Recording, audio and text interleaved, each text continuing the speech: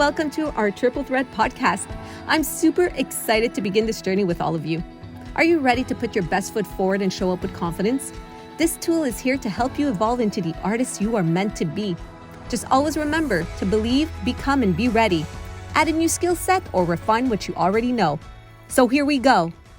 Hi, everyone, and welcome to our academy. I have with me today Chris Barillaro and Jonathan Patterson. Hi, Connie. Two very well-known artists, musical director, actors, performers, name it. They've got a list. I'm going to start talking with Chris Barillaro. He's a musical director. Chris, let me know a little bit of what you've directed here in Montreal, whether it's in French and English. That's another beauty of our Montreal city, that we're able to work in both languages. We've got that opportunity. So let me hear about your background a little bit, Chris. Sure. I've had the opportunity to work, as you said, in French and English across Canada, different theaters, different provinces as well, which has been really fun to get to explore. In Montreal, I worked on Les Belles Sœurs, which was my sort of big thing here in both languages. I did the English production in 2014, and then I worked on the French production, Belles Sœurs, in 2018 and on tour in Quebec after as well. I've worked on L'Homme de la Mancha in French here. I did Forever Plaid with Jonathan, actually, music directed, and we both acted in the production as well. Yes, Demain Matin, Montréal Matin, and Kiss of the Spider Woman in Toronto, a whole bunch of productions. Yes, and you also teach Sheridan College, right? I've been contracted there to go and music direct the fourth year shows, or CMTPs, which are new works that are developed and workshopped by the students, the fourth year students. And I've sort of developed a weird specialty in working on new shows and helping to, work on the music and develop the piece so that it can be produced at a later date. That's sort of a thing I've been doing over the last 12 years or so. It's true. And you're wonderful at it. All three of us have been working together for a long time, and we know to work in a team, and we've been helping the next generation get out there. And everything we've been bringing to them is actually working out there, because both of you mentor my son that's actually working in the field. You're both amazing mentors to my 15-year-old son. But not only him, you've done the older group and my younger group. So let's start talking about vocal technique. Speak to me about what they need to know about vocal technique. My three takeaways from our class would be, the first thing is being able to identify and access your different vocal registers. That's really important for any singer, but especially for a new singer. Learning what the difference is between your chest voice and your head voice, and knowing what that feels like, and just being able to access those two registers to start, I think, is really important. My second thing would be steps that you want to take when you're learning a new piece. And again, this is just my method that I've been using for years. Of course, there are other ways as well. What I like to do is start with the rhythm first. And that's usually what we do in class, is I guide them through the rhythm of everything. The next thing is we find the important stresses in the text everywhere. So which words are important because of where they fall in the bar. And then the next step is always pitch. So then we go to learning whatever the actual melody is, but only after we've learned the rhythm and really worked on that.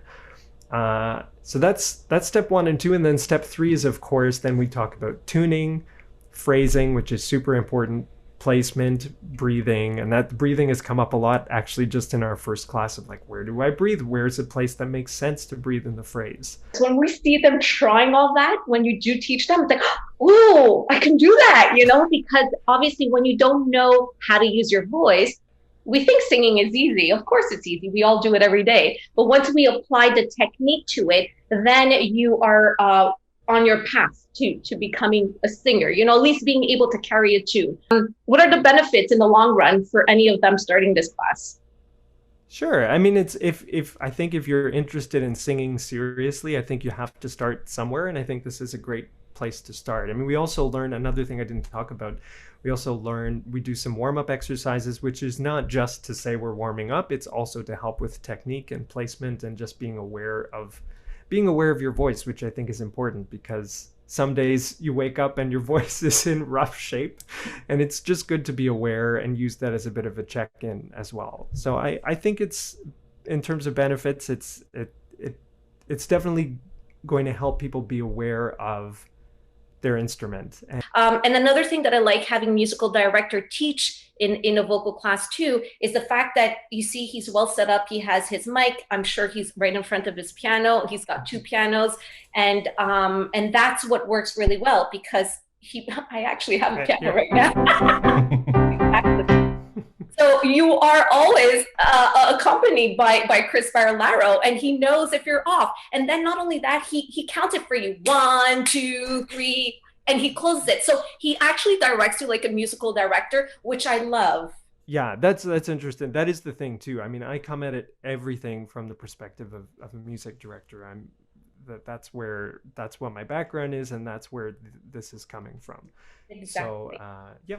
And in addition, you're even hard on the words. Make sure you pronounce your T, and make sure you do this. And the words are so important. I mean, that is part of my job, right? It is, and I said this to the students as well. And I know you know this. You know, if anyone is really serious about vocal technique and wants to develop further, of course, the next step is private classes. But this is like a good supplement to that as well. And it's also great to learn in a group setting because you can learn from other people as well. But it's not meant to be a replacement from taking proper vocal technique private lessons. It's a supplement. Exactly. But you raised a good point for me, because when we're in a group, I find that we work a lot in harmonies, obviously not through Zoom, but the harmony work in a group class, in a musical theater group class, that's amazing because that's even harder. The one-on-one, you focus only on your voice, which is great because that's where your solo auditions come from. But when you're in a group, that's when you know if you can hear your voice, if you're able to sing in an ensemble. Thank you so much, Chris, for explaining it. And thank you for being part of our academy and training the next generation of all ages. My pleasure. And next up, we have a dear Jonathan Patterson. So you know what? I just say Jonathan does it all. I mean, he literally does it all. But let's just focus on the musical theater students for now, okay? So Jonathan, when you start a class, and especially when it comes to picking the right musical song for an audition, what's the first thing you tell them? First thing is they have a little assignment. So they have to be able to describe themselves in 8 to 10 phrases. Doesn't need to be full sentences or beautifully written. It can just be jot notes, but they need to know who they are as a person. So you can start with the obvious stuff of I'm tall, I'm particularly short, I'm particularly round, I'm particularly thin, I'm particularly goofy looking, I've got big ears, I've got a small nose, whatever it is, because we need to be self-aware of our type so that we can start choosing repertoire that we know we can play. There has to be some sense of believability. At the end of the day, I'm not going to cast someone who's 4'11" as the giant Winterfeld. This doesn't make sense. So first it's self-awareness. Then once self-awareness, I don't do a lot of the work for them. I make them do a lot of the work. So it's time to start doing some investigating and finding artists that you think represent sort of what it is you like doing. Composers you think are writing really well for your voice that you think sit really well. So it's about going and listening. It's a fun exercise. It's go on YouTube, go on Spotify, go on Apple Music, and just listen to what's out there. If you find something you like, you write it down, and then you Google that person, you Google that artist, you Google that composer, and you see what else they've written that can work for you. So I think the key to finding the right material for you is first knowing who you are and what your skill set is. So not everyone can sing really high, not everyone can sing really low, and it's about knowing how to then make your forte shine, because it's not a competition as to who's the best person in the room. It's a competition with yourself. It's, can I be the best I can be? And so I always say to the kids, all I care is that you try. That's all I care is you try. And your goal is to be this much better than the last time you did it. I love the idea of people saying, I want to be perfect. It's not possible. Perfection isn't attainable. So it's a great distant goal. But for me, it's about being this much better than you were the last time and just trying. So maybe it's a crazy notion to go too big. I'm like, let's try it, see what happens. You'll figure out really fast what works and doesn't work for you just by trying. Yeah, and every action you take daily, it's just going to make you progress. Where you're going to be, in a month from now, 3 months from now, a year from now, and we always see the result of that.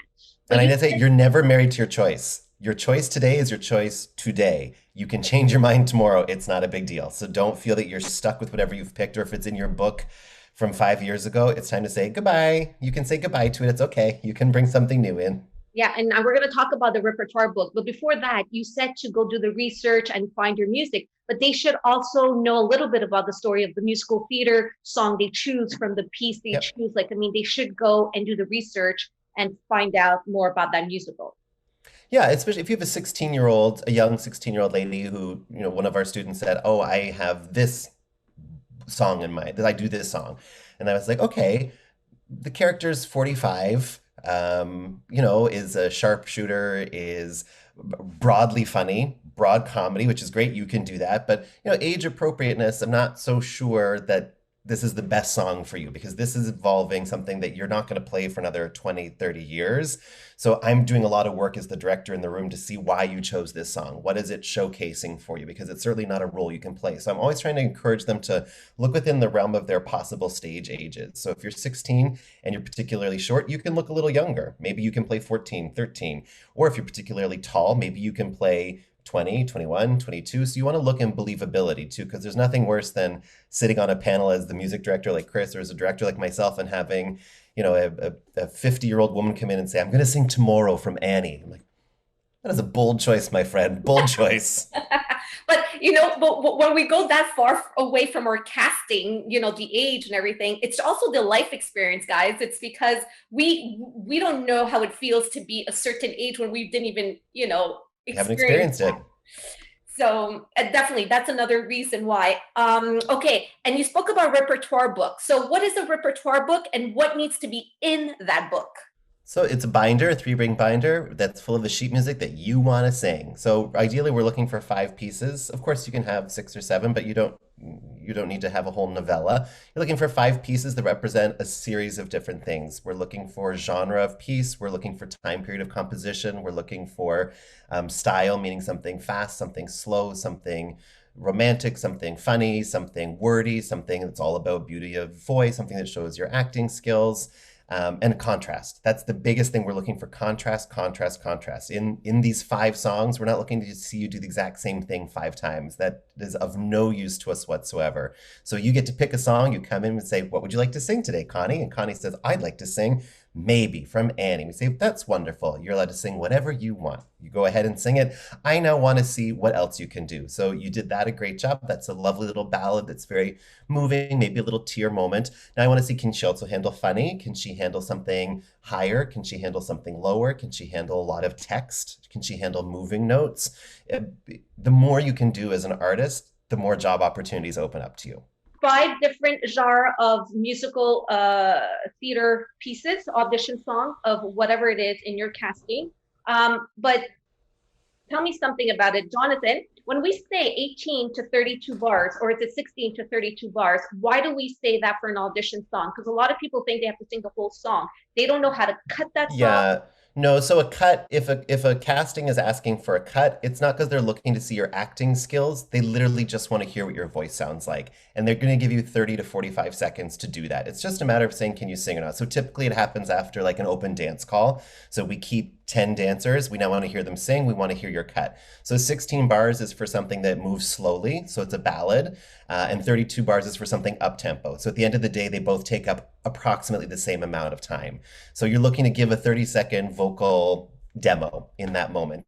When people are doing cuts, they think it has to be 16 consecutive bars. That's a wild notion. It's 16 bars that show off what you can do as a singer. Don't worry about the storytelling. Don't worry about being fully developed in the character in the moment. No, I just want to hear what you can do as a singer rather than hear you do la la la la la la la la la. I want to hear it in context. So if there's a great high note at the end you want to show off, but there's also this really great belted portion earlier, you can put them together, cut and paste. It just has to make sense musically. You can't have your pianist playing in 97 different keys. They'll throw the book at you. So you have to consult someone. You consult a coach, you consult a pianist, you consult a music director, and you say, "This is my idea. Does this work?" And we say yes or no. And it's a fun exercise. You literally sit down with a pair of scissors, a glue stick, and some scrap paper, and you cut and you paste and you make your own beautiful score.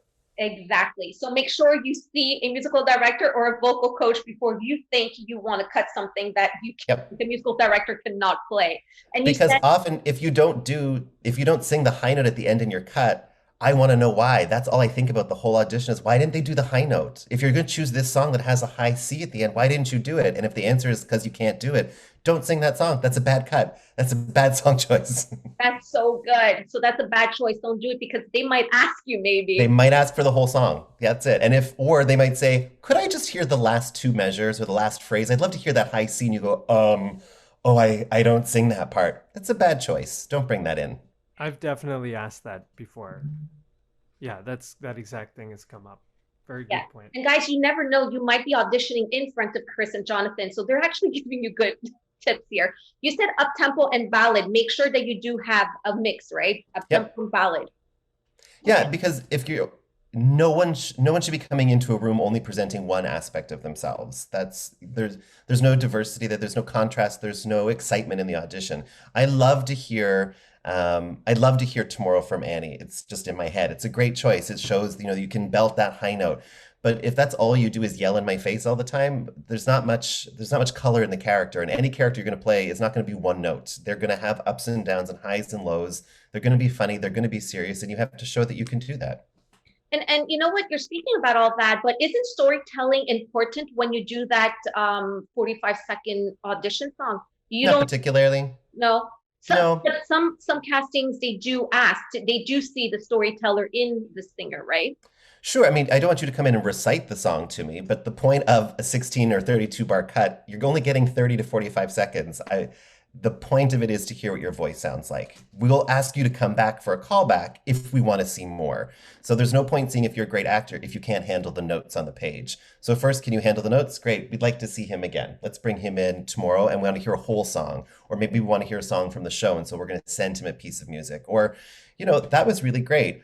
Now that you've done that, I'm really interested in you. You're exciting. Could you sing the whole song for us? So you can't just know your cut. You also have to know the whole song. So you have your cut version and you have the full version in the same book together. And you're just ready to say, sure, I'd love to sing the whole thing for you. And then I want to see the full storytelling aspect. That being said, like I did a Music Man audition a couple years ago, and I had to sing these little snippets here and there. But I knew the character so well that I didn't have to worry about the acting choice or not the acting choice. I just did the 30-second clip. And I knew what the character was in the story. And then I was like, if they want to hear more, I can do more and I can maybe commit more to the storytelling. But right now, the point is, can I sing the high note, the low note, the fast note? What do I sound like? Do I have a good voice? Do I have a bad voice? Great. Okay. And Chris will correct me if he feels differently, I'm sure. Good point. No, I mean, from my perspective, what I'm listening for is can they sing? If I ask for something that short, which I almost never do, that's just my own personal style. But a lot of the situations Jonathan is describing where it's after a dance call, we just need to see if you can sing. That is the focus. Of course, as he was saying, you're not going to come in and just sing the song without anything. Of course, there still has to be commitment and there has to be something going on there, but the focus is really, if it's that short, 16 bars, we want to hear, can you sing? Great. Yeah. Perfect. Yeah. That's why I say don't worry about a linear cut of like it has to be the same 16 bars in a row. If it works for you, great. If it doesn't, cut and paste. Make your own. It's your 30 seconds to do what you want with it. So show yourself off in the best light possible. Wonderful. And can you show us the rep book now? I don't even remember what's in there. Sure. This will give you an idea. There's a ballad in here, which is called This Nearly Was Mine. And it's a 32 bar cut that Jonathan has prepped. And it's very clearly marked where I'm supposed to start as the pianist.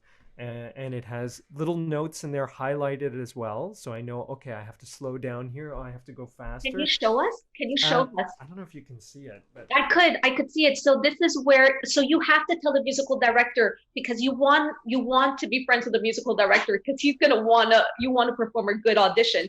So you tell him where to start and where it ends. Yeah. And anything in the middle that's interesting of note. So like at the bottom there, I wrote, I want to make sure they see there's a slow down and a speed up. So I highlight it to make sure they know I'm going to do that. Oh, wonderful. So make sure you speak to that musical director when you come in the room, right? This is what is always said. Well, it depends, right? It's not necessarily the music director. It's whoever's playing the piano for the audition. So sometimes it's the music director. Sometimes it's a hired pianist. Right. So it's the person at the piano. Don't rush it. Take your time. If they say, take a moment and speak with the pianist, take your time. Explain it. If they say, what tempo is it? Don't say, it's that. Sing it. Actually sing the first two measures.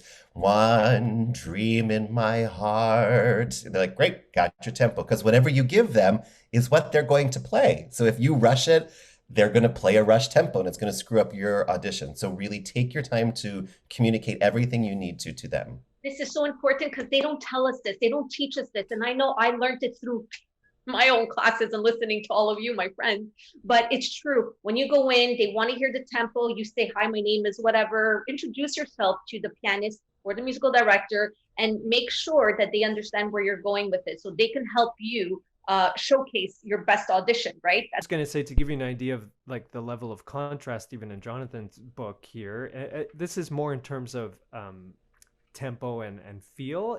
There's similar time periods. This nearly was mine is from what, Jonathan? I can't remember. South Pacific. South Pacific. Okay, I should know that. But so that's kind of like a slow waltzy ballad, I would say. It's like, you know, it's got that kind of feel. And then if I turn over a couple of pages, we have that Music Man example, which is 76 trombones here, which again has an end clearly marked, but this is a march, and this is kind of like got a 76 trombones,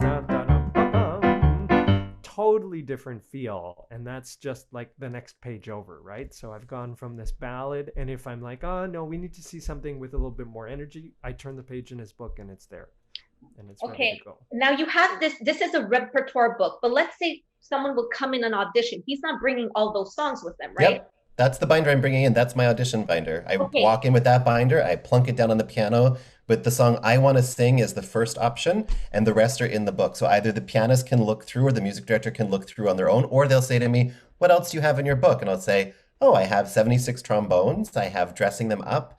I have Once in Love with Amy, and I have Blow Gabriel Blow. And they say, oh, I'd love to hear the Blow Gabriel Blow. That sounds interesting. Now, Jonathan, you're advanced compared to someone that's starting off. They'll only bring maybe that one sheet of music in the binder. Let's just never. Shame on them. They should never. We said 5, right? We said 5. But honestly, the simplest thing is you just put it in a binder, 3-hole punch, but double-sided is super important. Double-sided, that's what I wanted to say.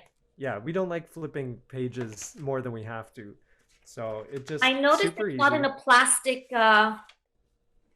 it doesn't matter some. I don't like it because you get, actually I can show you, there is something in plastic here which is not in plastic for that reason. It's just containing a lot of pages, but I don't know if you can see, you get this light in the room, and it's very distracting. And most people will be fine if you just put it in a binder. Some people do accordion styles. I don't like that because the chances of it falling off the piano are infinitely larger than if it's just in a safe binder. And I did that before, but I've learned. We always learn, and this is what it is. We're always going to learn, and we're always going to upgrade, and it's okay. This is a safe place when you come into the Academy courses. It's a safe place where you come and ask the questions. We have the answers for you, and if we don't, trust me, I've done it so many times. Chris, what is this? Or Jonathan, what is this? And we're all there to help each other because that's how it goes. We're a team. So, well, I think we've answered all the questions. I mean, we can go on and on for sure, but you know what? I'll let them discover more of you in the Academy, in the classes that you both teach. So thank you so much, Chris and Jonathan. Thank you, Connie. And I'll see you soon. Love you lots. Love you lots. Bye.